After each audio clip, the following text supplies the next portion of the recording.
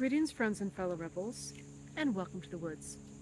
Today, I wanted to talk about water and reflection and the traditional ways that these elements have been used, these things have been used to assist us in breaching the veil between the worlds, the various dimensional worlds.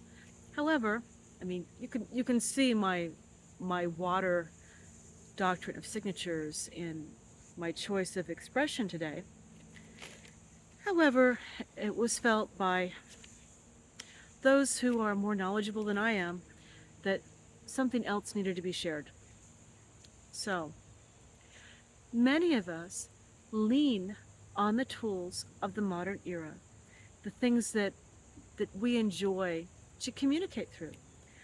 I'm doing that right now by talking with you through your screen, through the internet, through the videos that we can share and learn more about each other. This sort of expression is wonderful. It's a great gift. However, it should not come at the expense of the reality of our physical world, the face-to-face interactions. Now, I know what some of you are going to say. I hate humans and I don't want to deal with them. And I get you. I understand. There's a lot of chaos. There's a lot of anxiety. There's a lot of anger. There's a lot of impatience. There's a lot of people who are really struggling right now. What was normal up until a few short years ago, that's changing. It's not going to go back. We've entered into the age of Aquarius. Things will be chaotic for a while, and then they're going to get better. Part of the letting go of things is sacrificing some of the certainties that we have, some of the security that we have, of things always being a certain way and knowing what's coming. If you think about it, our world has never really been made to be a happy, wonderful place for humans. It has been, up till very recently, a space of struggle and hardship, a space where we're constantly working against the elements, the natural world, the seasons, each other, in order to survive. For the golden age to dawn, this sort of thing has to be softened, buffered, and end. We cannot live simply for survival. There has to be more.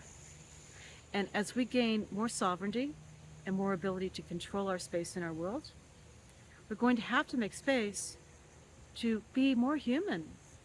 And part of that is getting together face to face with people of like mind to empower each other, to help each other, to work together, to make something better and something more. And many of us, it's just so easy to text short written words with emojis to bring forward the emotions, or the emotions we want them to think we have, to Zoom, because it's such a big bother to go long distances and to try to get everybody together, to social media, because you can talk to many, many people with much less effort. Okay, those are wonderful tools, but it's different when you're face to face with someone, when you are exchanging energy with someone. You are making them more. They are making you more. If you respect each other, if you love each other, if you want to empower the other person, if you're not having to shield yourself off from them, because what they do and the way they are is fracturing pieces of you. I get it. It's hard to be around people who are lost and alone and clawing for some sense of stability and recognition and, please just tell me I'm okay. And In the process, give me your vital energy so that I can feel better. No. You can give them advice, but be careful about feeding them what you need to survive. They need to learn to be in integrity and generate their own energy, because that's what it takes. You have to step out of duplicity. You have to stop financing what isn't real and move into what is real, what's real for you. Integrity. Create things that work for you. Create things that vibrate with source. Get together with people who make you more, where you're not afraid to say something, where you're not afraid to share what's in your heart. People you can be open-hearted with. People you can drink with if you drink, or have tea with if your desire is not spirits but more sharing friendship.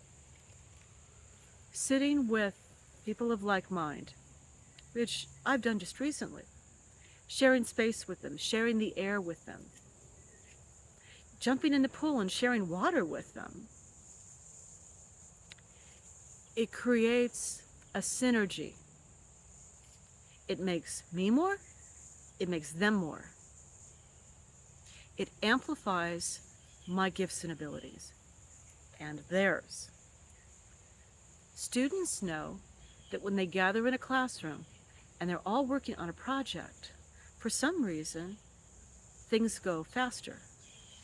You may have noticed if you're working on something and someone you love, a friend or a companion, not somebody who's intent on disrupting you, but somebody who's intent on being there for you, even if they can't help directly, where they're just quietly assisting, observing,